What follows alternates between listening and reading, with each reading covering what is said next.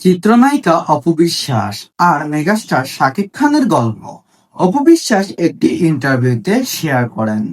অপু বিশ্বাস বলেন, শাকিব খান রাতের বেলায় অনেক বেশি রোমান্টিক হয়ে যায়। রাতের বেলায় তাকে তিনি খুব বেশি ভালোবাসতেন।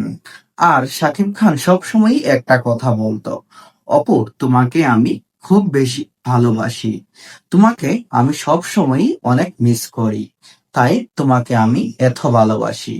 অপু বিশ্বাসের এমন কথা শুনে দর্শকের মনে শুরু হলো অনেক জল্পনা কল্পনা।